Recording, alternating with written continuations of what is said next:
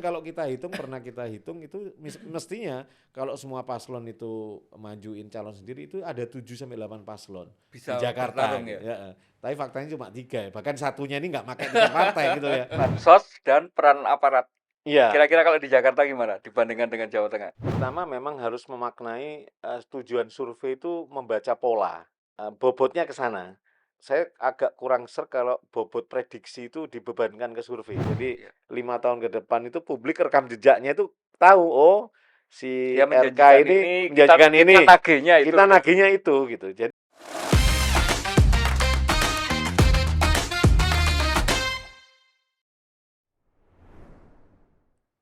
Salam Pancasila. Kawan, bertemu lagi dengan saya Winarko Ngantiwani di Ruang Dialektika. Kali ini kita akan membahas tentang pilkada dengan narasumber yang saya rasa hari ini menjadi bintang media darling karena baru saja merilis serangkaian hasil survei di pilihan kepala daerah khususnya di pemilihan gubernur kemarin di saat hari ini kita tapping hari Selasa itu kemarin sudah rilis data dari hasil terkini Pilgub Jawa Tengah. Sekarang tadi pagi yang dirilis itu hasil pemilu gubernur Jakarta yang hasilnya mungkin banyak menghebohkan banyak orang gitu ya. Karena itu kami mengundang eh, Litbang Kompas yang kali ini diwakili oleh Bung Yohan Wahyu. siap Mas Winarko. Salam Pancasila, Bung. Salam Pancasila. Terima kasih sudah mau datang di ruang Terima dialektika, Bung kasih. ya. Terima kasih sudah diundang. Kami mau apa istilahnya? Mau Ya. belajar tentang membaca survei yang benar. Ya. Karena ada kegelisahan gini, Bung. Di kami ya mungkin ini juga bagi banyak publik secara umum ya. Sebenarnya kalau ada survei-survei Ya. pemilihan umum itu mau survei pilpres, Ya. pileg, hari ini kepala daerah, itu yang bisa dipercaya yang mana sih? Dan kayaknya Iya. hari ini yang paling bisa dipercaya orang karena katanya yang tidak punya Iya. kepentingan dengan para kontestan yang sedang Iya. bertarung itu teman-teman di Litbang Kompas gitu. Terima Nah, kasih. nanti mudah-mudahan ini bisa kita membantu ke publik untuk memberi Iya. kompas lah, memberi Iya. semacam arahan gitu kira-kira gini loh maksudnya membaca Iya. survei hasil pilkada. Kita mulai dengan Jawa Tengah dulu, Bung, yang Iya. kemarin ya. Karena itu juga mungkin banyak mengejutkan. Iya. Sama-sama sebenarnya bukan incumbent ya. Meskipun yang Wagub itu incumbent tetapi relatif dianggap tidak incumbent. Tetapi salah satu yang eh, apa eh, eh, bertarung itu dianggap didukung oleh Iya. petahana gitu ya. Tahanan. Nah, dalam konteks itu kemudian pasangan yang di awalnya underdog itu Mm-mm. ternyata menyalip meskipun sangat tipis ya, meskipun masih di margin of error. Itu bisa dijelaskan sekilas dulu, Bang. Kira-kira kok bisa secepat itu kemudian Iya. dari yang awalnya baru dikenal sebagai calon gubernur Jawa Tengah di pendaftaran Iya. itu ternyata pasangan Pak Andika dan Pak Endar Endo. itu bisa menyalip bahkan dari pasangan Pak Lutfi Yasin. Iya, survei Kompas yang digelar 15 sampai 20 Oktober kemarin itu memang survei pertama sejak pasangan calon itu resmi ditetapkan dan memasuki masa kampanye. Hmm. Kita punya survei jauh sebelum penetapan Penetapan. pasangan calon, bahkan jauh sebelum pendaftaran gitu ya. Artinya siapa yang bertarung Artinya sudah. jadi pada saat itu memang pertanyaannya kalau sekarang Pilgub Jateng kira-kira siapa yang Anda inginkan jadi calon Hmm. gubernur? Pak Andika memang muncul namanya, tapi kan kecil gitu ya, bahkan Kaisang yang tinggi. Ya itu kan popularity top of mind yang Hmm. kemudian responden jawab gitu ya. Tapi seiring penetapan pasangan calon, Pak Andika, Pak Hendi jadi satu paket pasangan yang diusung PDIP melawan Pak Ahmad Lutfi Yasin, kelihatan ada tren kenaikan kan. Jadi memang ada perbedaan ketika situasi tidak pasti, pemilih atau responden itu memang cenderung ya memang nggak ngerti gitu ya, referensi mereka kurang. Tapi ketika situasi pasti, ketika ditanya, Hmm. Hmm. referensi mereka sudah ada gitu ya. Karena itu memang ada perbedaan yang cukup signifikan antara sebelum masa penetapan paslon sama survei ketika sudah penetapan paslon dan sudah memasuki masa kampanye. Referensinya kan nambah, responden itu. Jadi memang ada kenaikan. Itu yang pertama. Yang kedua, kalau tadi pertanyaannya, kenapa sampai mampu mengimbangi ya, Pak Lutfi, saya melihatnya ini, perpaduan di Pak Andika, Pak Hendi ini perpaduan pertemuan antara, mesin politik partai Mhm, dengan sosok kekuatan sosok calonnya gitu ya. mhm. Kita tahu Pak Lutfi itu kan sudah kerja jauh Iya, hari ya, canvassing Kapolda bahkan bahkan ketika beliau sebagai masih Kapolda itu baliho canvassing nama beliau itu sudah dilakukan jauh-jauh hari. Pak Andika ini kan baru baru ketika namanya disebut sama DPP PDIP untuk mhm, mhm. dicalonkan jadi calon gubernur, baru starting dari situ. Jadi saya melihat memang ini pertemuan antara infrastruktur, mesin partai PDIP dalam konteks ini dengan sosok yang diusung Pak Andika, sehingga kemudian mampu mengejar ketertinggalan itu karena startnya beda gitu ya. Pak Lutfi udah kayaknya sudah setahun lebih ya, dia canvassing, memasang baliho-baliho dan itu terbaca di survei kami. Orang tahu Pak Lutfi Dari itu mana? dari mana gitu ya, itu sebagian besar itu dari media luar ruang, Hmm. spanduk, Iya, iya, baliho. iya, iya. Sementara Pak Andika ketika tanya, "Tahu nggak Pak Andika Perkasa?" "Tahu." "Taunya dari mana?" "Ini media sosial." Hmm. Jadi kan cara kerja media sosial dengan cara kerja media luar ruang ini kan berbeda ya. Dugaan saya, selain pertemuan kekuatan sosok calon, mesin politik partai, media sosial ada variabel yang cukup mempercepat, exposure Pak Andika, Pak Hendi itu, Jadi sehingga mampu kampanye mengejar gitu ya. medsosnya cukup Iya, efektif karena ya? tadi ya ketika, porsi yang, paling banyak jawaban ketika ditanya, "Dari mana sih kenal Pak Andika?" Itu media sosial. Sementara kalau Pak Lutfi, dari mana mengenal Pak Lutfi lebih banyak media luar ruang tadi. Jadi ada perbedaan, pola penetrasi, exposure sosok ini Iya, ya. iya, iya. Kalau Pak Lutfi memang lebih banyak di darat, Pak Andika lebih di udara gitu ya, Hmm, hmm. kayak gitu. Jadi itu yang, kami melihat memang, kenapa bisa menyalip bahkan sampai selisihnya di bawah sampling error ya, kurang dari 1% itu karena penetrasi media, penetrasi mesin politik dan kekuatan sosok Pak Andika sendiri ya yang Hmm, mampu kemudian, bisa mengimbangi relatif padahal starting-nya berbeda jauh hmm, gitu ya. hmm, hmm.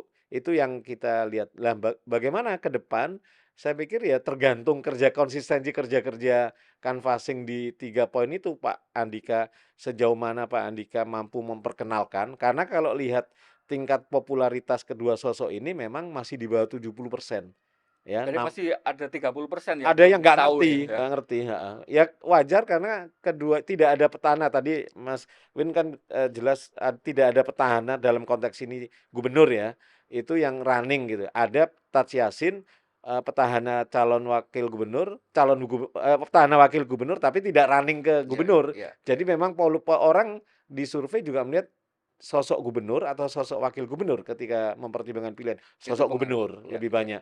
Karena itu dua sosok Pak Lutfi dan Pak Andika ini kan pendatang baru ya, bukan petahana, pendatang baru dan wajar tingkat popularitasnya itu relatif sama di bawah 70%.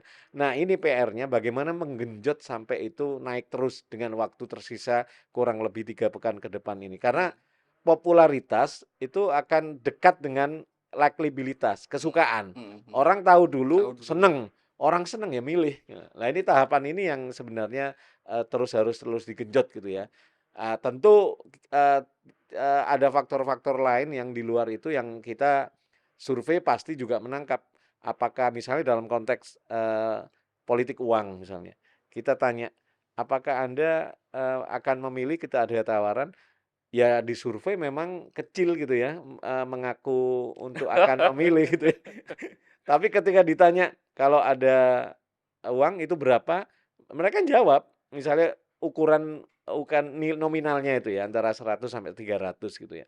Jadi memang bayangan kita ketika berjalan normal, kontestasi mungkin lebih sehat gitu ya. Iya, iya. Tapi ketika kontestasi itu Ada ada uang main. penetrasi itu politik uang, bansos kayak atau mungkin netralitas aparat yang mungkin kemarin di pemilu kemarin kan jadi isu. Nah, itu variabel-variabel yang sebenarnya cukup menentukan, kontestasi ini akan berjalan lebih lebih apa ya, kompetitif yang sehat atau kompetitif yang kurang sehat gitu maksudnya. Ada banyak sekali sebenarnya yang perlu saya dalami dari Iya, yang disampaikan Bung Iwan. Pertama, eee, cara kampanye mungkin ya, Iya, yang lebih dengan kemudian terbukti angkanya bisa mengejar itu lebih efektif dibandingkan dengan sosok Pak Lutfi yang iya, sudah jauh lebih dulu mhm, running dan jauh lebih dulu mengeluarkan alat peraga dan bahkan saat itu sering jadi guyonan ini iya, Kapolda kok mau kayak mau apa gitu iya, intinya di sudut-sudut jalan Jawa Tengah dibandingkan dengan orang yang baru 1 bulan iya, setengah yang lalu mulai gitu ya. Nah ini kira-kira dengan kemudian kondisi demografis kita, mhm, populasi kita hari ini mhm, yang mungkin memang cenderungnya lebih akrab dengan sosial media gitu ya. iya, iya, Apa kira-kira sosok di pasangan, Pak Andika dan Pak Henry yang kemudian itu lebih unggul dibandingkan dengan iya. Pak, Lutfi dan Pak Taji Yasin ya? Kalau kalau lihat dari, wilayah ya, kekuatan wilayah, Pak Lutfi Tadsyasin ini memang di rural, pedesaan. Karena itu kan, baliho-baliho itu, media luar ruang itu selain meramaikan di kota, justru di Di pedesaan yang memang pedesaan. digencarkan gitu ya. Sementara Pak Andika ini memang baru di perkotaan. Ya, penetrasinya gitu ya, maklum jadi media sosial jadi Mhm, menjadi connect gitu ya, mhm, media sosial ya perkotaan, urban gitu ya. Nah PR-nya adalah bagaimana kemudian dari sisi Pak Andika, penetrasi ini kemudian sampai masuk ke dalam, ke pedesaan. Karena porsi pemilih ini lebih banyak di pedesaan mhm, sebenarnya kalau kita ini gambaran pemilih di Indonesia itu memang, di pedesaan itu lebih banyak gitu ya. Hal yang sama di Jawa Tengah meskipun 60, 55, 45 gitu ya, tapi kan porsi itu perlu digarap juga. Pak Andika baru kerja kurang dari 2 bulan, tapi dengan hasil yang cukup signifikan seperti ini, itu, menurut saya memang menjanjikan, tapi jangan kemudian melelahkan menurut saya. Hal yang sama juga Pak Lutfi masih punya amunisi, apalagi tadi Mas Vin menyinggung soal bahwa ada dukungan yang cukup besar gitu ya, dari sisi komposisi partai aja kita iya iya iya, kelihatan.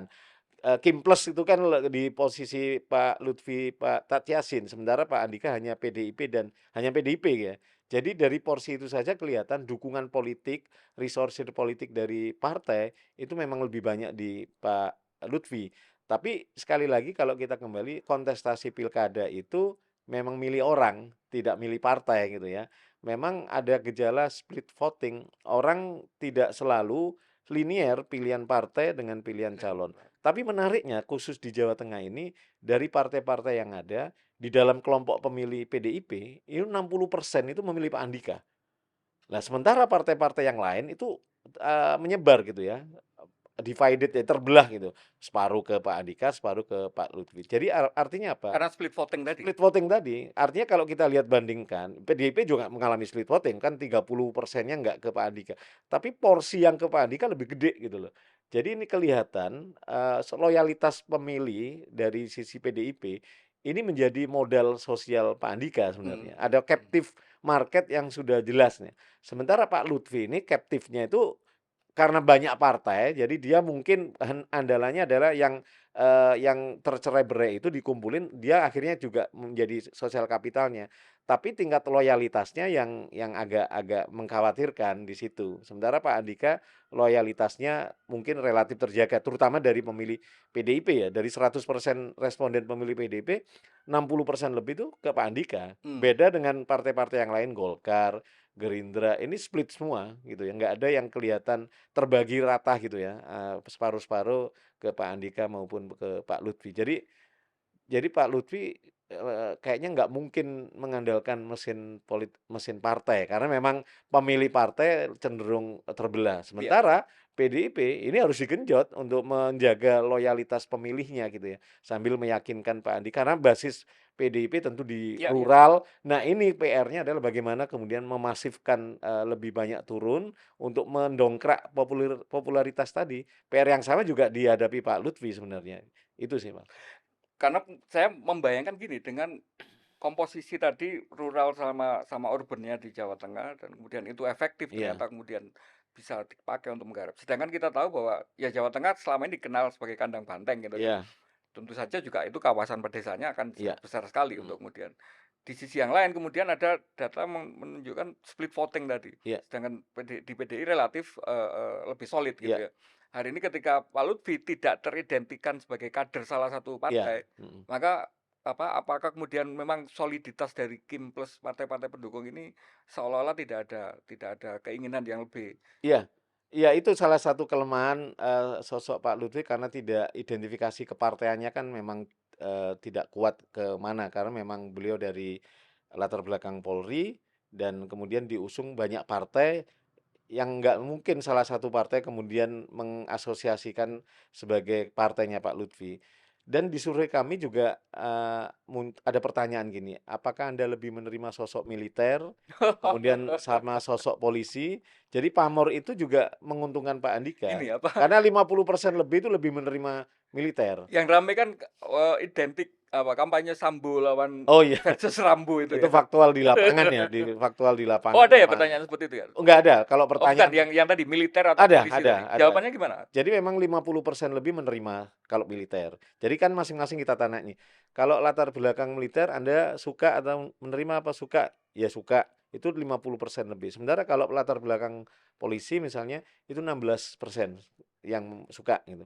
Gitu ya? Artinya dari situ saja, orang lebih, menerima sosok lebih kalau dibandingkan dari survei itu ya, tanpa tanpa tanpa mencoba membandingkan 2 institusi ini memang militer lebih banyak diterima oleh responden sebagai calon gubernur dibanding Dan polisi. masing-masing itu kebetulan memang identiknya kuat ya. Iya, Pak identiknya Andika kuat. Pak sebagai mantan Andika sebagai panglima. mantan Panglima TNI, Pak Lutfi, mantan Kapolda Jawa Tengah gitu. Hmm, hmm. Jadi meskipun memang, kedua institusi itu kan sudah lepas ya, tidak ini, tapi asosiasi orang kan nggak mungkin bisa melepaskan dua sosok ini. Kalau ini, Bung, sekarang bantu kami untuk membaca Iya, di masing-masing segmen daerah. iya, Kan kalau Jawa Tengah kan ada kawasan yang utara, pesisir, iya, iya, pantura itu. iya, Terus ada yang Pantura pun juga agak beda iya, antara iya, barat sama iya, perbatasan dengan Jawa Timur itu. Kubunya Pak Yasin kuat sekali katanya di iya, sana iya, kan sebagai putra putra Bamun almarhum ya. Bamun. Terus kemudian di selatan juga khas sekali kan Iya. karakter-karakter seperti itu, komposisinya seperti apa dari hasil survei Bung di Jawa Tengah? Kalau lihat, secara umum elektabilitasnya kan, tipis ya, kedua pasangan calon ini tipis. Tapi memang kalau kita lihat yang menonjol misalnya di wilayah utara Rembang dan sekitarnya, itu memang basisnya Pak Yasin ya, Taj Yasin. Jadi itu kelihatan memang porsi peran Pak Yasin ada cukup kuat di situ. Tapi ketika, wilayah-wilayah ini relatif berimbang sebenarnya. Jadi relatif berimbang, tapi memang, secara umum kekuatan PDIP terutama di wilayah Mataraman yang ini ya, selatan, Hmm, hmm, itu memang kelihatan memang dominasi PDIP itu relatif masih terjaga gitu hmm, ya. hmm. Nah ini menjadi penting, Jawa Tengah ini kan juga pertaruhan PDIP, pilkada Jawa Tengah ini ya. Di pilpres kemarin capresnya kalah gitu ya, kemudian di pilkada ini menjadi pertaruhan, apalagi kita tahu endorser Pak Jokowi lebih condong ke Pak Lutfi, beberapa pertemuan, bahkan kemarin ada pertemuan juga Pak Jokowi dengan Pak Lutfi. Jadi bahkan tim suksesnya itu kan kalau berita Kompas itu kan berharap Pak Jokowi jadi jurkam kan. Jadi Jadi jadi jadi nggak jadi puasa politik wah, dong. Katanya jadi kan pulang sungguh kan iya, mau puasa mau politik gitu puasa. ya. Saya terbukti memang nggak bisa lepas dari itu. Jadi ini pertaruhan PDIP karena kandang banteng selama ini menjadi partai mayoritas di Jawa Tengah. Pilkada Jateng tentu akan menjadi sesuatu yang apa ya? Menurut saya sih lebih ini pertarungan yang hidup mati gitu ya ibaratkan bagi PDIP dengan Pride pride gitu ya. ya karena wilayahnya gitu. Wilayahnya. Sementara yang dihadapi memang Pak Lutfi yang di belakangnya memang kita tahu semua orang sudah jadi rahasia umum memang lebih lebih banyak disupport Kandidatnya Pak oleh Pak Jokowi. Jokowi gitu Oke, ya. sekaligus kita ngomong tentang sebesar apa pengaruh Iya, nanti dukungan Pak Jokowi ya. seorang Pak Jokowi dengan sudah tidak lagi Iya, menjabat hari ini, praktis tidak punya kekuatan hari yang dulu menjadi iya, kekuatan utamanya iya, gitu ya, dukungan birokrasi, dukungan mhm, alat penegak hukum dan sebagainya sampai mobilisasi iya, bansos itu.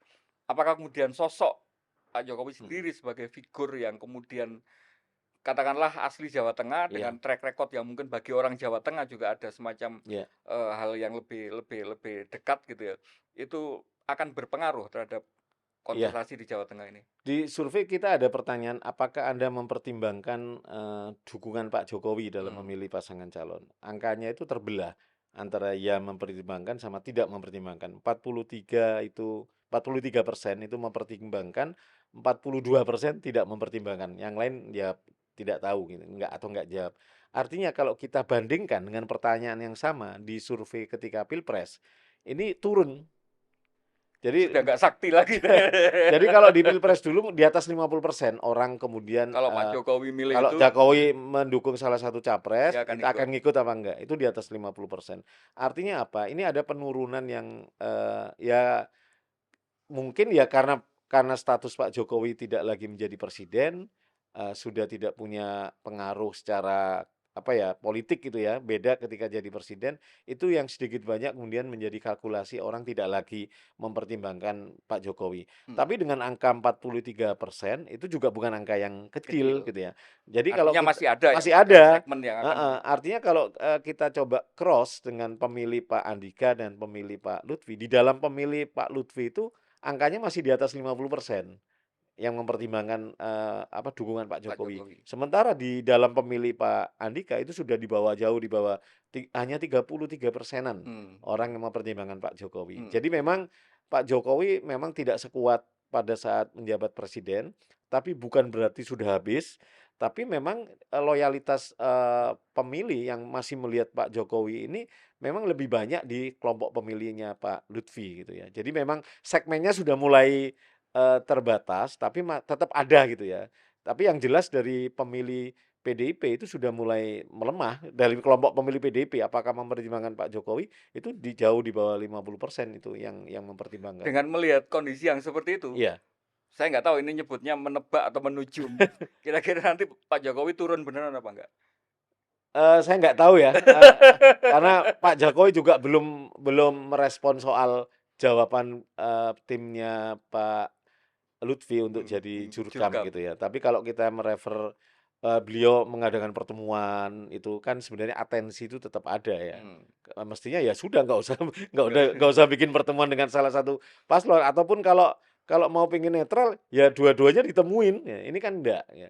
Jadi atensi itu tetap ada, tapi sejauh mana, beliau akan sampai turun, saya pikir pasti akan mempertimbangkan, hal-hal tertentu termasuk hasil survei gitu ya. Dengan tren elektoral Pak Lutfi yang sudah mulai diimbangi Pak Andika, saya pikir bisa saja itu menjadi pertimbangan kemudian, beliau turun gitu ya. Ya karena salah satu yang ramai perdebatan di medsos itu ketika pertanyaan tentang Pak Jokowi kira-kira turun apa enggak, itu salah satu kemudian menjelaskan tentang justru kerugiannya. Karena Mhm. kemudian ada hal-hal yang Iya, justru negatif terhadap iya, calon itu, yang itu mungkin katanya itu sudah dibaca karena dengan iya, bukti katanya hari ini alat-alat peraganya itu enggak banyak kok iya. foto-fotonya Mhm. yang Foto yang ada pakai foto fotonya Pak Jokowi ya. Jokowi gitu ya Mhm. sebagai sebagai backdrop atau Iya, apa gitu ya. iya, Sehingga kemudian malah akan merugikan kandidat iya, ketika. iya, Nah, yang kayak gitu kan kemudian dengan survei Bung tadi iya. ada 43, Mhm. 44 tadi yang kemudian artinya kan ada juga orang yang tidak akan Iya. nunggu ininya Pak Jokowi gitu ya. Ya bisa saja, pertimbangan sebenarnya kalau ingin memperluas dukungan mestinya itu tidak dilakukan. Karena Hmm, sebenarnya captive pemilihnya Pak Jokowi itu kan sudah didapat. iya. Nah, sebenarnya kalau mau memperluas ya memang menurut saya memang nggak perlu Pak Jokowi sampai turun ke lapangan, apalagi jadi jurkam gitu ya, kampanye gitu ya. Mantan presiden kayaknya baru pertama nanti, mantan presiden kampanye itu ya Pak Jokowi.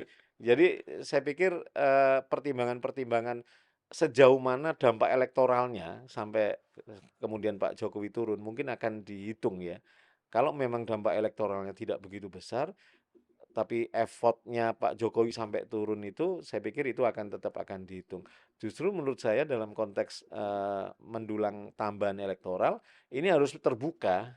Jadi tidak mengidentifikasikan, kelompok tertentu gitu ya Iya, Pak Lutfi ini ya. Karena memang pemilih captive-nya Pak Jokowi sebagian besar sudah ke Pak Pak Lutfi. Lutfi gitu.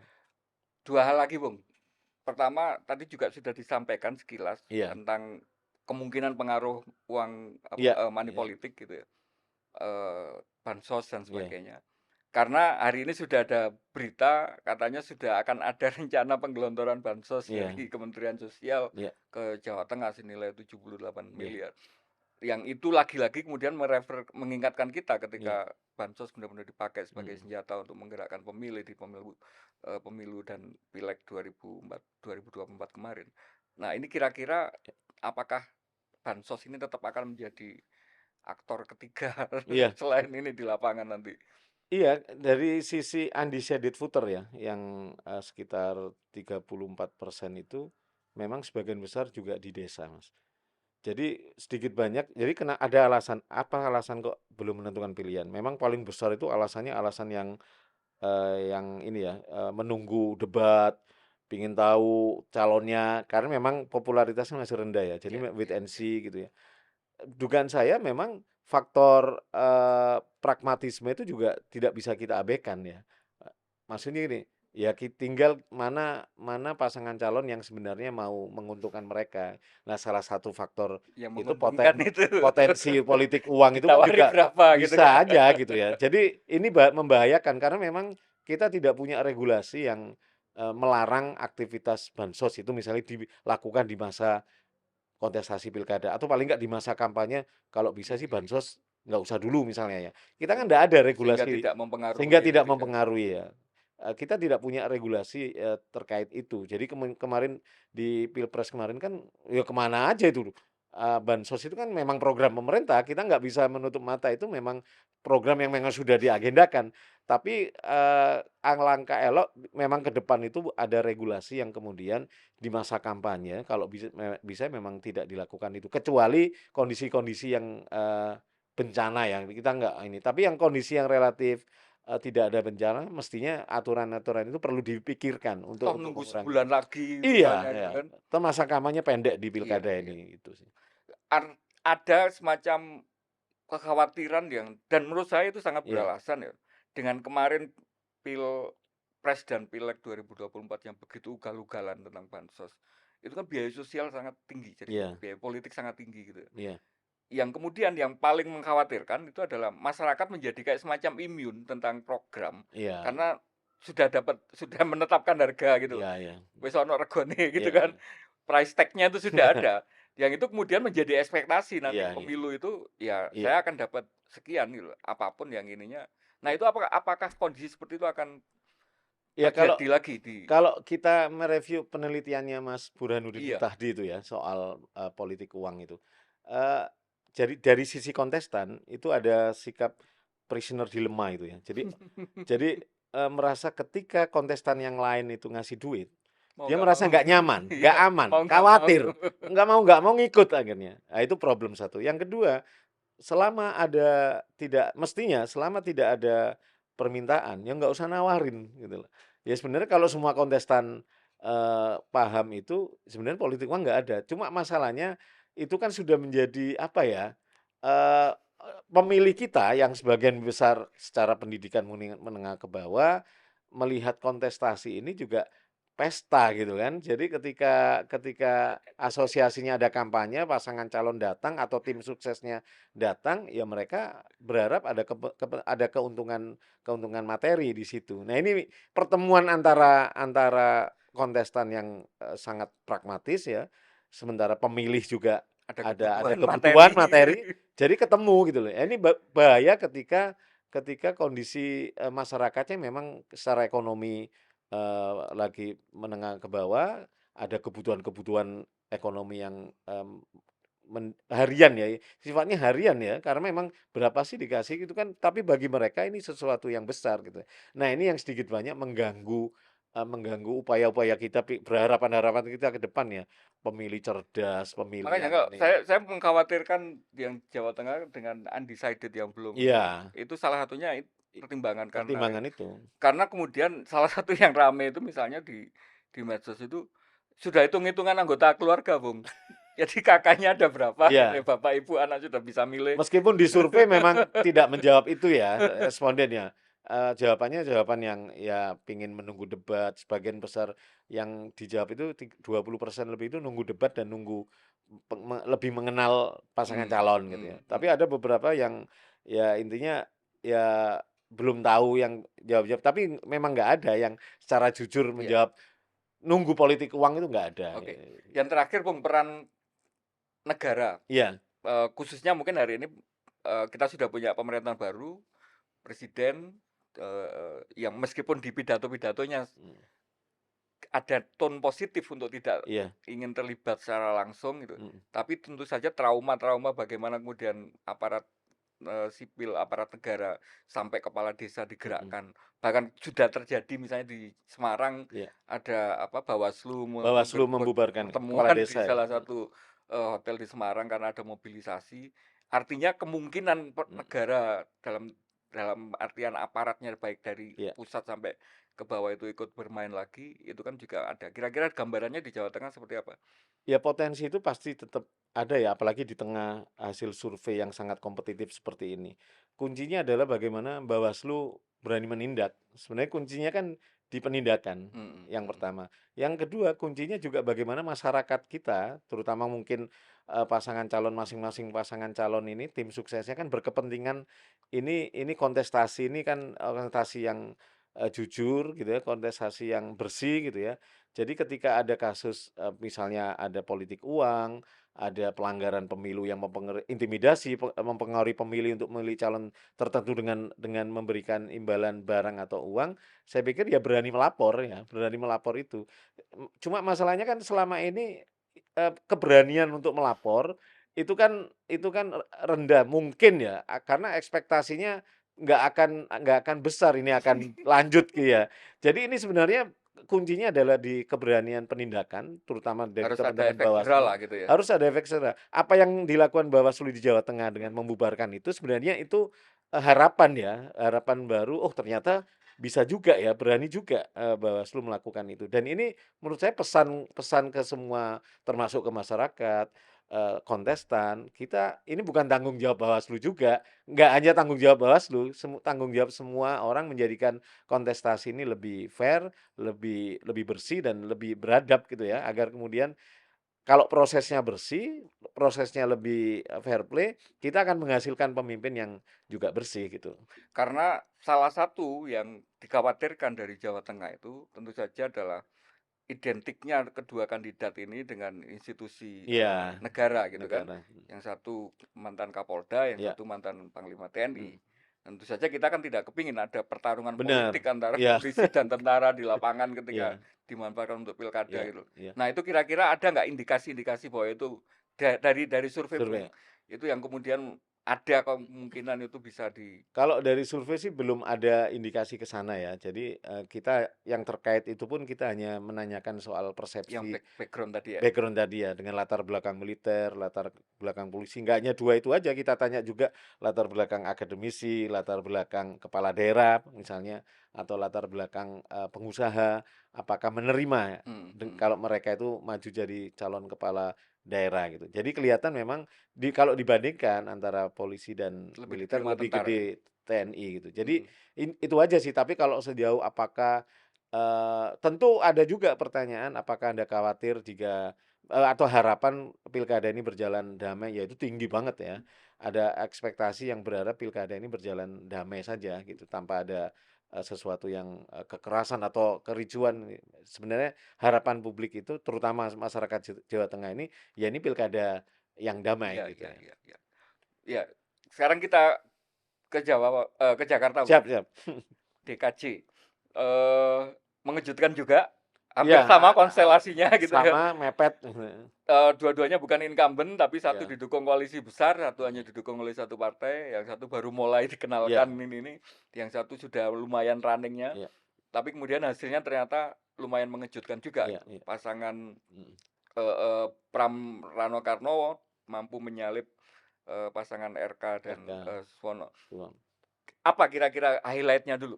Kenapa bisa sampai, Iya eee, meskipun di beberapa survei sudah ini ya, iya tapi rasanya kayaknya karena kemarin sudah sempat rame ada survei yang dianggap benar, ada survei yang dianggap nggak benar sampai iya dipanggil Persepi, iya. yang ditunggu ini wasitnya kayaknya. Enggak lah, Kayak wasitnya gitu kayaknya kalau Kompas benerin berarti yang bener yang enggak. ini gitu loh. Jadi survei kita sama dengan survei yang Jawa Tengah kemarin, ini survei pertama setelah penetapan pasangan calon. Jadi kalau berbeda dengan, kondisi Jawa Tengah yang running-nya itu berbeda ya, antara Pak Andika dengan Pak Lutfi. Hmm. Running kedua sosok ini kan sebenarnya relatif nggak jauh beda ya. Hmm. Mas Pram diumumkan PDIP ya seketika PDIP mengumumkan resmi siapa pasangan calon, Ya. RK pun juga diumumkan tidak lagi ke Jawa Barat tapi ke Jakarta gitu kan. Ada isu ini gubernur yang tertukar, sempat wacana Mas Anies yang ke Jawa Barat gitu kan. Jadi ini perbedaannya memang di startingnya relatif sama kalau Jakarta ini. Tapi mengapa relatif seimbang ya, 38 dan 36 gitu ya, ada selisih sekitar 3-4%. Saya sih melihatnya ada histori yang dibangun oleh pemilih Jakarta. Mas Pram ini memang mempertemukan kelompok pemilihnya Pak Anies dan kelompok pemilihnya Pak Ahok yang relatif diametral Oke. berbeda ini bertemu di Sosok pemilihnya Pak Pram ya. Pak Pram dan Rano. Sementara RK dan Suswono ini sebenarnya ini irisan pemilihnya Pak Anies karena ada PKS di situ gitu ya. Irisannya Pak Anies tapi mungkin dibaca Pak RK ini representasi Kim Plus. Kalau kita baca historisnya, Kim Plus ini ya bukan Anies. Nah, jadi memang ada histori narasi seperti itu yang dibangun, apalagi di awal-awal pencalonan itu kelompok pemilihnya Pak Anies kan menginisiasi coblos semua paslon gitu ya. Iya, iya, Jadi iya. gerakan coblos semua paslon gitu sebagai ekspresi penolakan Dan Pak Anies kekecewaan kan. kekecewaan itu. Tapi kalau kita lihat dengan konstelasi seperti ini, apalagi dengan hasil survei Kompas yang memang mepet, karena Mas Pram mendulang mempertemukan dua kelompok pemilih itu, karena dalam narasi-narasi kampanyenya, dia tidak pernah mendegradasi dua sosok mantan gubernur itu. Dia kan narasinya meneruskan apa yang baik dari Baik. Pak Ahok, meneruskan apa yang baik dari Pak Anies. Bahkan soal JIS saja, Mas Pram nggak akan bangun stadion lagi. Dia akan melengkapi JIS itu infrastruktur jalannya, Iya, aksesnya iya, gitu ya. iya. Sementara Pak RK kan banyak hal yang dijanjikan misalnya Giant Sea Wall, kemudian Disney gitu ya. Jadi mungkin sedikit banyak memang ini pertarungan gagasan. Tapi Mas Pram dapat mempertemukan antusiasme pemilihnya Pak Anies dan Pak Ahok di dalam kuali yang sama gitu ya. Sementara RK ini hanya mengandalkan infrastruktur pemilih PKS. Tapi menariknya sama dengan Jawa Tengah, pemilih PDIP di konteks Pilkada Jakarta ini utuh 60% lebih itu ke Pramono Rano. Hampir nggak ada split voter ya. Sementara PKS itu terjadi split gitu ya. 40% itu ke RK, hampir 40% juga ke Pramono. Jadi Padahal memang PKS jelas Suswono itu adalah padahal kadernya. Suswono kadernya gitu ya. Bahkan sebenarnya PKS kan pemenang pemilu di Jakarta ya, tidak menjadi gubernur. Mungkin itu sedikit banyak kekecewaan kadernya, Hmm. kok nggak sekalian gubernur gitu ya, Hmm. kok wakil gitu ya. Apalagi MK saat itu syarat pencalonannya Apalagi MK sudah syarat diturunkan dan pencalonan mungkin itu. kan sudah Heeh, bisa nyalon mungkin, sendiri. bahkan kalau kita hitung, pernah kita hitung itu mestinya kalau semua paslon itu majuin calon sendiri itu ada 7-8 paslon di Bisa Jakarta bertarung gitu, ya. heeh. Tapi faktanya cuma 3 ya, bahkan satunya ini nggak pakai tiket partai gitu ya.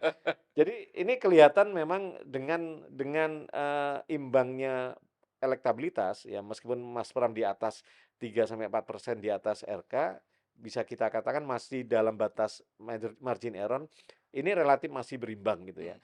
Nah, ini sebenarnya poin positif buat Pram sama Rano, karena kan starting point popularitas, ini Iya, RK iya. lebih unggul sebenarnya. Karena dia mantan Gubernur Jawa Barat, Dan secara namanya meskipun diumumkannya agak ini, tapi kan sudah beredarnya kan sudah sudah lebih beredar lama. udah lebih lama. Mas Pram itu kan juga belakangan Iya. gitu ya. Jadi memang ini menjadi sinyal tren positif itu ada di Mas Pram dan Rano gitu. Sementara Pak RK ini kan ketika memulai memulai saja kan di media sosial awal-awal itu kan diserang soal postingan-postingan lamanya yang justru negatif ke Jakarta gitu kan. Itu kan Khususnya komunitas supporter. nah, gitu. Jadi ini sedikit banyak menjadi disinsentif bagi Pak RK gitu ya, hal-hal yang membebani gitu. Apalagi pernyataan Pak Suswono yang polemik ya soal pemuda pengangguran itu yang sedikit banyak nambah beban gitu ya. Dan dugaan saya pertemuan RK dengan Pak Jokowi, Pak Prabowo itu dalam rangka memang ya mengumpulkan kekuatan sebenarnya kan. Mengkonsolidasikan ini ya. Mengkonsolidasikan, dia menegaskan bahwa kekuatan politik Kim Plus itu ya ada Pak Jokowi dan Pak Prabowo di situ gitu. Iya, karena lagi-lagi ya seperti Jawa Tengah tadi, ke Kimples yang secara komposisi partai Iya, itu sebegitu besar gitu, hampir 70% lebih. iya, Dan mereka punya mesin partai iya, sendiri-sendiri kan, punya mhm, kader sendiri-sendiri, punya mhm, jaringan sendiri. Tapi kenapa ini sepertinya tidak terkonversi menjadi iya, mesin politik pemenangan itu iya, di pilkada. Dan khususnya Jakarta ini juga menarik, sepertinya masing-masing kandidat ini kan jarang atau kecil sekali mengidentikan dengan partai. iya, iya, Di kampanye-kampanyenya, benar, mhm, background, alat peraga dan iya, sebagainya itu kan seperti memang pertarungan antara dua, iya, tokoh gitu atau iya, dua pasang tokoh. iya. Tidak lagi kemudian nah ini kira-kira khususnya konteks Jakarta ya, apakah komposisi partai ini, komposisi dukungan partai ini benar-benar tidak akan relevan nanti di pemilihan? Iya, memang kalau kita lihat kontestasi milih orang, baik itu pilpres sama pilkada, variabel partai itu bukan variabel utama ya. Variabel utamanya tetap sosok, karakter orangnya, figur orangnya, profil orangnya, citra orangnya. Mhm, Itu yang lebih banyak menjadi kalkulasi pemilih menentukan pilihan. Partai mungkin ya nggak begitu dominan di situ. Meskipun kalau kita lihat tadi misalnya dalam kasus tertentu partai yang kekuatan nilai-nilai ideologisnya lebih kuat, mestinya tidak terjadi split voting dan itu terjadi kan mmm, mhm, di PDIP. Jadi 60% masih masih loyal ke mhm, pilihan partai, mhm, Mas mhm, Pram gitu. mhm. Hal yang sama sebenarnya terjadi dulu dengan PKS. Cuma fenomena pilkada Jakarta tahun ini itu fenomena baru di It survei ya. ini PKS terjadi split yang relatif seimbang gitu loh. karena Eh, prosesnya terlalu banyak karena drama itu karena kayaknya. prosesnya dugaan saya memang Kader ada itu bener-bener karena kan merasa di ini. pemilih Anies itu beririsan dengan pemilih PKS. Bahkan, Anies itu kan terlalu PKS ya, dicitrakan PKS Iya, sepanjang Pilpres kemarin dibandingkan, PKB maupun Nasdem gitu Nasdem. ya. Jadi ini sedikit banyak mungkin di kelompok pemilih PKS terjadi kebimbangan gitu ya, antara tetap milih ini karena kan kalau kita lihat resistensi terhadap sosok Pak Jokowi di kelompok pemilih PKS itu kan tinggi Tinggi dulu sekali. Pilpres. Apalagi dalam konteks ini ada PKS bergabung gitu ya dengan Kimples yang mungkin sedikit banyak, bagi pemilihnya PKS ini agak bimbang ya, di situasi itu kemudian, tergambar dalam, Sampai sampai sikap-sikapnya. merasa dikhianati gitu nggak kira-kira? Nah itu di survei nggak nggak sampai sedetail Enggak, itu maksudnya ya. tingkatnya ini sampai memang marah ke partainya. Ya bisa Kenapa juga tidak maju sendiri, maju kenapa justru sendiri karena kan gabung mhm. dengan orang yang kita Iya, karena, peluang itu semakin terbuka ketika putusan MK gitu mhm, kan, meskipun kalau nggak ada putusan MK memang PKS nggak bisa nggak bisa. sendiri, kurang dikit gitu ya. Tapi setelah ada putusan MK mestinya sebagai pemenang pemilu ya secara secara pride partai mestinya mengajukan paslon Mhm, sendiri, tapi mhm, kan tidak dilakukan. mhm, Mungkin itu sedikit banyak menjadi, beban bagi pemilih PKS ya yang kemudian mengalihkan dukungan itu ke yang lain yang bukan diusung PKS. Nah survei memperlihatkan itu karena terjadi split yang relatif seimbang, sebagian ke RK, sebagian ke Pram gitu. mhm. Salah satu yang mungkin saya nggak tahu ini, terkonfirmasi nggak di survei.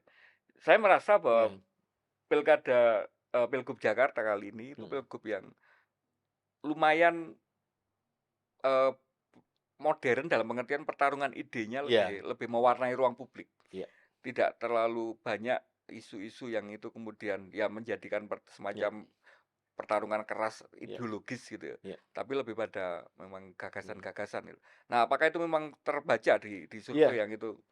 di kelompok jadi memang ada perbedaan yang cukup signifikan ya dibandingkan, Pilkada Jakarta 2017, bagaimana isu politik identitas menguat gitu ya. Di pilkada kali ini tuh hampir nggak ada gitu ya. Itu terlihat dari profil komposisi pemilihnya relatif sama. Mmm, Jadi misalnya dari komposisi agama juga menyebar, ke RK maupun ke Pram, komposisi generasi, komposisi kelas ekonomi, meskipun kelas ekonomi ya menengah bawah itu lebih banyak ke Pram dibandingkan ke RK gitu ya. Tapi secara umum postur atau profil pemilihnya dari 2 atau 3 kita melupakan yang perseorangan sama tapi kalau 2 kan perseorangan memang elektabilitasnya di bawah 10% ya, bahkan, di bawah 5%. 2 paslon antara RK dan Pram ini yang postur pemilihnya, latar belakangnya, profilnya relatif sama Mhm. dari segi agama, usia, pendidikan. Jadi sedikit banyak tidak menjadi isu soal sara itu gitu ya. Isunya lebih mengedepankan pada sosok, masing-masing sosok, figur, sama program, Iya. itu. Meskipun kita harus jujur juga 2017 itu meskipun warnanya politik identitas, beberapa isu program kan juga sebenarnya muncul ya, misalnya OKOC, Mmm. DP Iya 0% itu iya kan iya. jadi perdebatan juga. Iya iya. Sebenarnya itulah mestinya pilkada itu kontestasi kontestasi gagasan gitu ya, kontestasi program mestinya. Itu yang mestinya diuji kepada calon-calon pemimpin gitu. Nah, saya pikir pilkada Jakarta hari ini bisa menawarkan itu gitu. Misalnya perbandingan, Mas Pram dan RK soal Giant Sea Wall itu kayak apa? Nah, itu kan mestinya digiring ke sana publik, perbandingan antara bagaimana, soal transportasi, publik di Jakarta kayak apa. Itu yang mestinya gagasan itu yang sebenarnya perlu jadi diskursus gitu ya. Iya iya Jadi iya. 5 tahun ke depan itu publik rekam jejaknya itu tahu, oh si Dia RK menjanjikan ini ini, kita menjanjikan kita ini, nagihnya itu kita gitu. nagihnya itu gitu. Jadi digiring ke sana mestinya. Dan Dan mestinya Jakarta bisa karena kan secara postur pemilihnya, secara pendidikan literasinya relatif lebih tinggi dibandingkan daerah yang lain gitu ya. Urban gitu ya. Itu sedikit banyak bisa jadi proyek percontohan lah pilkada Jakarta ini. oke, ada yang beda secara signifikan dari komposisi Jawa Tengah dengan Iya, Dengan Jakarta. Tadi Bung sudah beberapa kali menyebut ada pemain ketiga, ada heeh, apa, pasangan setoran. ketiga, Iya, perseorangan. Ya meskipun itu secara elektoral non faktor, tetapi mhm. itu akan Iya, mempengaruhi penentuan, putaran pertama atau benar. putaran kedua. Iya, Nah, ini kan kira-kira dengan mhm, kondisi yang seperti ini, relatif undecided voter-nya jauh lebih sedikit dibanding iya, dibanding Jawa Jawa Tengah, Tengah. Iya, dan waktu yang tersisa dengan efektif itu kira-kira ya mungkin hanya 1 bulan. iya, Itu apakah ada kemungkinan ada satu kandidat yang bisa dilihat dari trennya ya, bisa iya. mencapai 50+1 Kalau lihat, sehingga bisa satu jadi putaran? calon perseorangan memang variabel penting untuk menentukan, apakah ini akan 1 putaran atau 2 putaran. Semakin elektoral dia tinggi, calon perseorangan, pasti semakin memperbesar, putaran kedua, 2 putaran. Tapi kalau dia stagnan itu dan cenderung turun, putaran, 2 putaran ya juga semakin mengecil. Karena porsinya hanya direbut oleh 2 paslon nomor 1 dan 3 ya. Jadi variabel paslon personal memang punya, tapi dari hitungan kita, dari tren ya, dari tren, eee, memperhitungkan plus minus margin error, itu sebenarnya 47 sampai 51 atau 52 jarak, potensi elektoral pasangan calon nanti. Nah, tinggal kalau kita lihat, kalau dari situ memang peluang 1 putaran itu lebih kecil Iya, peluangnya dibandingkan peluang 2 putaran.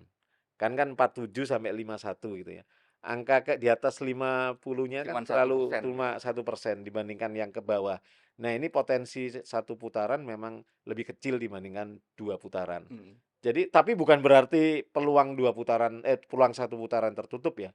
Dengan memanfaatkan, masa kampanye yang tersisa ini, orang kan masih persepsi ada 25% responden yang masih undecided, tentu mereka akan mempertimbangkan mana yang, terbaik. Selama ini flat, tidak ada kejadian, Blunder blunder blunder gitu ya, yang blunder. sangat sangat ini sebenarnya potensi putaran, 2 putaran itu lebih terbuka sebenarnya. Eee, dengan kemungkinan ada 2 putaran, Iya. bisa nggak dijawab dari tren survei itu, pasangan mana yang akan teruntungkan ketika itu nanti bisa 2 putaran? Ya kalau kita lihat sebenarnya yang pertama keduanya punya punya peluang yang sama ya, Mmm, karena selisihnya kan, masih margin ya? masih margin ya. Tinggal bagaimana kemudian resources itu memainkan emosi pemilih ini. Emosi pemilih itu yang sebenarnya dimainkan gitu ya. Dan tidak ada, aktivitas-aktivitas yang mendistruksi kampanye. Ya misalnya penetrasi bansos, politik uang gitu ya. Selama itu ini sebenarnya kita punya punya kesempatan, kontestasi yang lebih fair gitu ya kalau itu. Dan karena di Kompas ini kan surveinya baru sekali ya yang di Jakarta. penetapan paslon. Kita nggak bisa membandingkan trennya ketika sebelum penetapan paslon. Tapi kalau lihat rekam jejak membandingkan sosial kapital Pak RK dengan Mas Pram misalnya, dengan selisih yang tipis ini, sebenarnya trennya Mas Pram itu lebih positif gitu ya. Karena sosial kapital dia kan hanya PDIP, popularitasnya nggak begitu tinggi gitu ya. Orang nggak begitu tahu Mas Pram ya, meskipun beliau ini pejabat publik lama 10 tahun jadi Mensesnek, saya pikir orang nggak kok Menseskap, Cekap. orang nggak begitu aware gitu ya. Tapi dengan hasil yang mepet ini, sebenarnya ini sinyal bahwa Mas Pram itu kandidat yang cukup bisa kompetitif dengan Hmm. RK gitu. Dan Jadi itu kalau positifnya. bahasa ininya dari modal awalnya Dari dibandingkan dengan modal awalnya, gainnya itu. gainnya itu lebih lebih prinsip ekonominya itu Mas Pram modal sedikit tapi dapat keuntungan yang lebih gede gitu ya.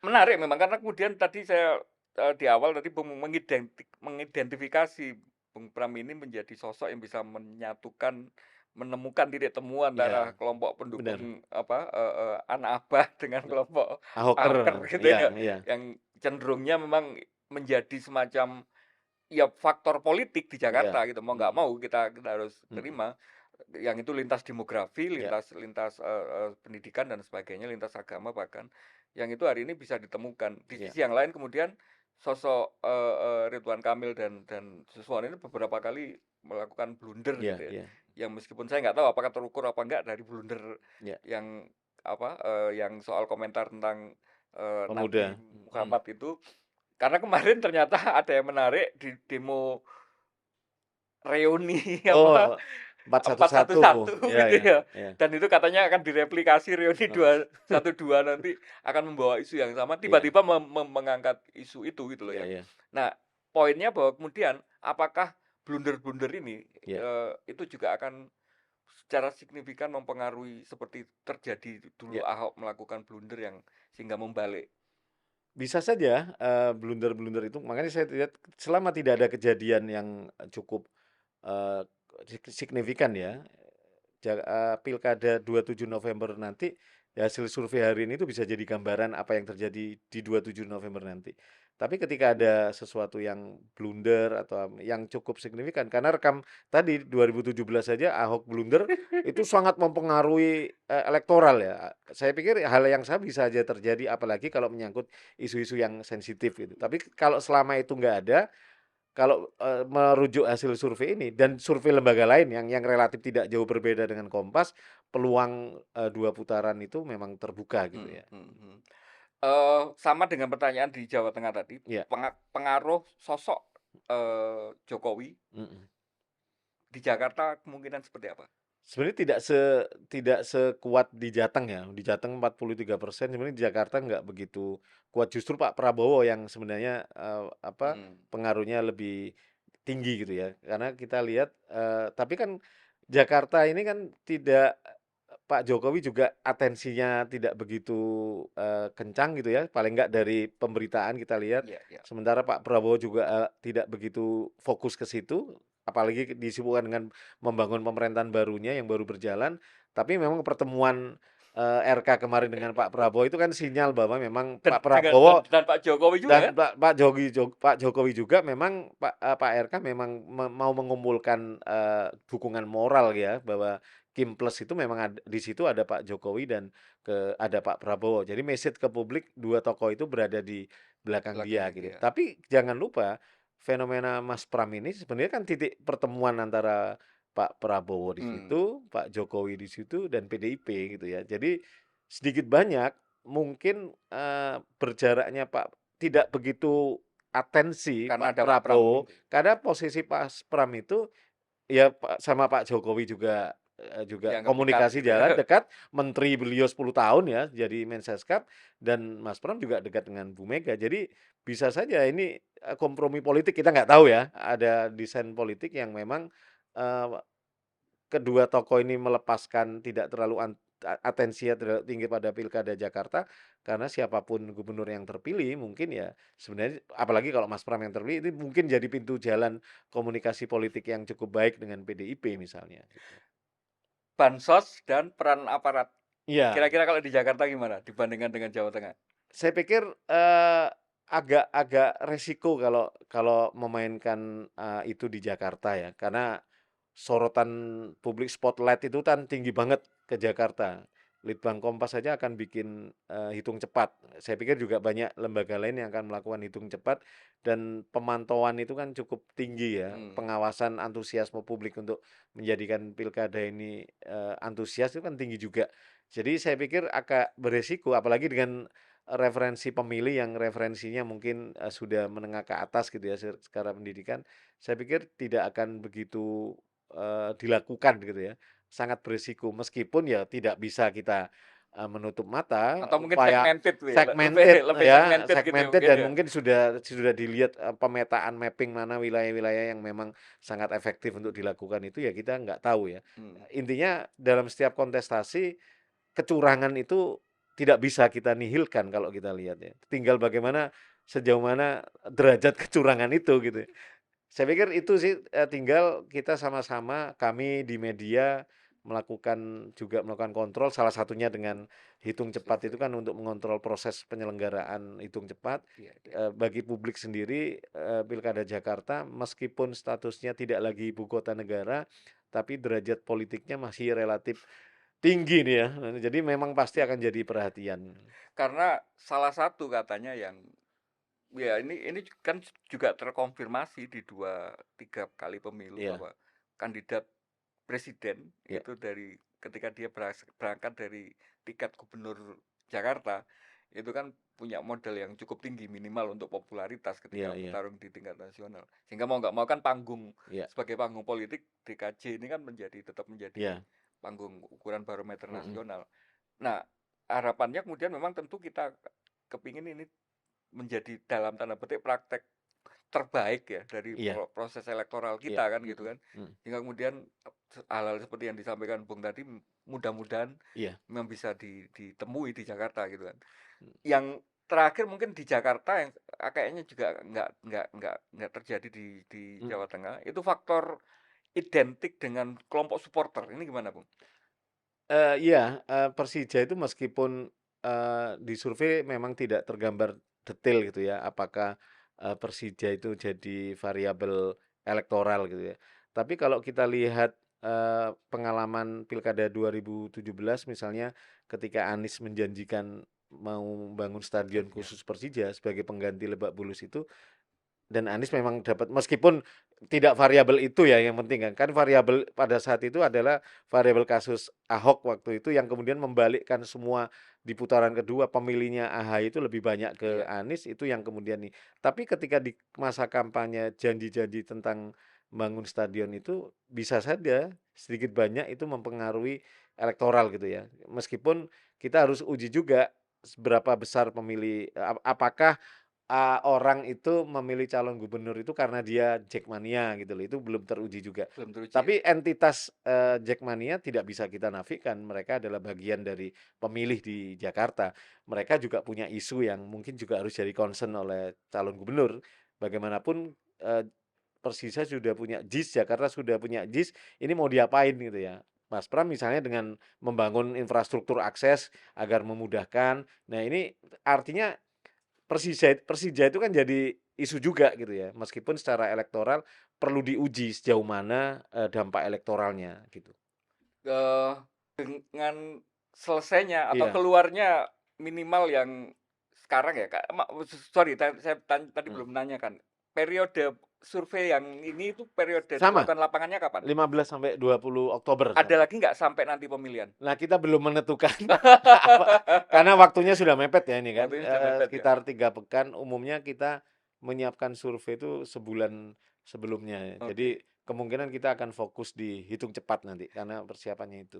Nggak, karena yang mau saya tanyakan tuh gini, dengan tadi sudah saya sampaikan sekilas bahwa ada kontroversi tentang Iya, survei ini, mhm, dan mau nggak mau publik itu tetap menganggap bahwa survei itu adalah alat yang paling Mmm. gampang kita Iya cerna untuk melihat sebenarnya perkembangan iya pertarungan iya ini iya seberapa gitu kan. Nah, dengan kemarin terjadi kontroversi dan hari ini Kompas kemudian sudah mengeluarkan iya hasilnya, itu kan kami berharap itu menjadi iya, semacam, ya panduan lah, bener. bahwa yang benar itu kira-kira yang Iya trennya yang seperti iya ini, sedangkan yang di sini itu memang karena ada something kan gitu iya kan. Nah, terakhir untuk kita mau menutup di segmen ini kira-kira gini, Bung, bisa nggak kami itu diberi semacam keyakinan ya iya. publik itu, Mhm. bahwa ketika lembaga survei melakukan apa, survei-survei Iya politik seperti ini, itu tuh benar-benar ya kalau istilahnya mungkin sesuai dengan kaidah yang iya benar, tidak karena pesanan dari iya calon iya atau pasangan yang sedang bertarung, terlepas bahwa itu mungkin iya dibiayai oleh iya. pihak yang bertarung, tetapi hasilnya itu bisa diyakinkan kepada kami bahwa memang hasilnya seperti itu gitu. Itu kira-kira cara membedakannya gimana? Atau cara membacanya gimana? Ya, yang pertama memang harus memaknai, tujuan survei itu membaca pola, Mmm, bobotnya ke sana. Saya agak kurang sreg kalau bobot prediksi itu dibebankan ke survei. Jadi gini, survei itu bahan bakunya persepsi, ya, survei itu membaca pola kapan, membaca pola pada saat survei itu dilakukan. Misalnya Kompas 15 sampai 20 Oktober, ya kita membaca pola perilaku pemilih di di tanggal periode itu, itu. periode itu, menggambarkan periode itu, kayak gini loh, membaca pola, gitu. Ini sama kayak kita dulu, kalau analogikan, era Covid ya, pandemi, kita masuk Mmm, ruangan, cek suhu badan gitu ya. mhm, Cek suhu badan misalnya, pagi 37 derajat, pada saat pulang kantor misalnya kita 40 derajat. mmm, Oh, polanya berarti naik, kan. Tapi pernah nggak kita menyalahkan cek suhu yang pagi? Kan nggak pernah. Yang kita fokus adalah cek ada suhu yang kenaikan terakhir. ada kenaikan Ada tadi. kenaikan, artinya ada perubahan. Survei juga seperti itu. Jadi ketika survei 15 sampai 20 Oktober, ini kompetitif ya, misalnya Jakarta. Belum tentu kemudian menjamin 2 minggu lagi Hasilnya akan hasilnya sama dengan yang yang survei 15 sampai 20 Oktober itu. Karena apa? Karena bahan bakunya persepsi orang. Persepsi orang itu dipengaruhi oleh asupan informasi. Nah, kalau informasinya tetap, ya pasti di persepsi dia akan tetap. Tapi kalau asupan informasinya berkembang, bahkan berubah gitu ya, itu akan mempengaruhi, tentu akan mempengaruhi persepsi dia ketika ditanya lagi gitu. Nah, itulah, karena bahan bakunya persepsi, ya kita pakai sebagai membaca pola, bukan prediksi. Ada levelnya yang di atas survei, itu namanya exit poll. Jadi exit poll, dia sudah nyoblos, dia sudah nyoblos ditanyakan. ditanya, kalau di pada saat survei itu model pertanyaannya, jika sekarang pemilihan gubernur Jakarta, milih siapa? Mmm, Jika. padahal kan masih 1 bulan Padahal lagi masih kan? 1 bulan lagi. Nah, di exit poll pertanyaannya beda lagi. Tadi milih Tadi siapa? milih siapa? Nah, itu sudah tidak, memang masih kategori persepsi, tapi dia ada pengalaman di situ. Karena tadi milih siapa. Kenapa persepsi? Bisa aja dia merahasiakan ya pilihannya atau beda jawabannya dengan apa yang dipilih. Karena masih persepsi. Ada yang levelnya sudah prediksi, yaitu hitung cepat tadi. Hitung cepat. Karena tidak lagi persepsi, karena real hitungan di TPS. Jadi dalam konteks itu kita harus memahami bagaimana survei bekerja, bagaimana exit poll bekerja, dan bagaimana quick count atau hitung cepat bekerja. Kalau prediksi memang lebih banyak quick count, ditumpukan itu ke quick count. Tapi kalau baca pola, ya survei sama exit poll, Iya. baca pola. Tapi kadang kita itu mencampur adukkan antara prediksi itu ya survei gitu ya. Padahal itu cuma baca pola aja. Nah, terkait pertanyaan bagaimana kita membedakan mana survei yang baik dan benar, satu, ya yang terbuka sebenarnya, satu itu lembaganya transparan, ya. Kompas transparan, tapi bukan kemudian semua hasil survei di-publish gitu ya, karena kita punya keterbatasan space, punya keterbatasan, ya nggak semua isu pemberitaan diisi itu. Tapi kita transparan artinya kalau ada pihak-pihak pingin lebih detail, pingin tahu, mekanisme dapurnya Kompas kayak apa, survei itu Bisa dilakukan, dipertanggungjawabkan lah ya. bisa dipertanggungjawabkan. Kita terbuka, beberapa kasus lembaga termasuk partai politik pingin tahu kenapa angkanya turun, naik, elektronik, kita terbuka, dan beberapa yang memang, berkunjung ke kami untuk melihat, daleman datanya kayak apa. Kita terbuka. Dan kita juga terbuka dari sisi pendanaan. Kan di setiap survei kita jelasin, ini didanai oleh siapa. Yang kedua tentu kelemahan saat ini itu kan tidak ada aturan yang mengelola, mengatur ya perbedaan surveyor dan konsultan. Nah ini Polster dan ini kan campur gitu, padahal kan politiknya. fungsinya berbeda. Mestinya lembaga survei itu anak ideologinya data itu suci, nggak bisa diubah-ubah data itu. Apa yang kita selama dilakukan dengan mekanisme Metodologi metodologi yang yang baik. baik, data itu ya itu gitu ya. Nggak bisa kita ada intervensi mau diubah-ubah karena data itu suci, nggak bisa kita intervensi. Sementara kan kerja-kerja konsultan itu kan kerja-kerja profesional memoles ya, memoles dalam konteks, oh kelemahannya di sini. Oh, kekuatannya di sini. Pasti dia akan, fokus ke meningkatkan kekuatan kelemahannya, mengurangi kelemahannya. Kan itu, tugas-tugas konsultan. Sementara tugas-tugas surveyor itu ya menyajikan apa adanya. Nah, ini kan secara value kan agak berbeda. Mestinya memang dipertegas, spirit gitu ya, beda gitu ya. Atau paling tidak ketika publikasi ya dijelaskan transparan, dana ini dari mana, kami ini sedang juga mendampingi calon mana. Tapi kan selama ini rilis itu kan jadi mengalami komodifikasi, jadi Iya, mobilisasi opini. karena kemudian ya dari kacamata saya sebagai publik itu seringkali kan ditemukan dengan kondisi-kondisi di mana kita kepingin mempercayai lembaga Iya, survei itu ya. Tapi kemudian hasilnya ternyata kemudian dalam tanda petik meragukan karena dianggap iya, dinilai tidak sesuai dengan realita. mhm, Tapi kemudian ada kemudian konfirmasi yang kemudian itu semakin membuat kita ragu itu ketika ya katakanlah misalnya kemarin iya, ada beberapa tokoh yang mendukung pemerintahan Jokowi di mhm, ujung-ujungnya itu kemudian diangkat jadi menteri. iya, iya, Dia polster gitu kan. iya, iya, Dia tahu, orang tahu semua dia heeh, punya lembaga survei yang iya, kemudian. Nah, hal kayak gitu kan kemudian tidak semakin membantu untuk kemudian iya, publik itu memahami dan menempatkan. Karena bagi saya kami sangat berharap bahwa saya berharap tentu, tentu saja salah satu untuk tadi yang Bung sebutkan tadi mhm, bahwa salah satu upaya untuk meminimalkan iya, berbagai macam bentuk manipulasi terhadap iya, proses elektoral itu ya adanya lembaga survei yang berintegritas tadi iya, dengan quick count yang bagus, benar, dengan apa exit poll iya, yang akurat. Itu kan di negara-negara modern itu kan iya, benar-benar menjadi institusi kan. benar, Tidak ada lagi orang yang ragu. Nanti kamu angkanya segitu gara-gara kamu mau di iya, ini gitu kan. Nah, kira-kira dengan pertanyaan terakhir ini, dengan iklim yang masih seperti itu, mhm. Kompas ini masih bisa kita percaya benar-benar bisa terlepas dari kepentingan-kepentingan politik nggak?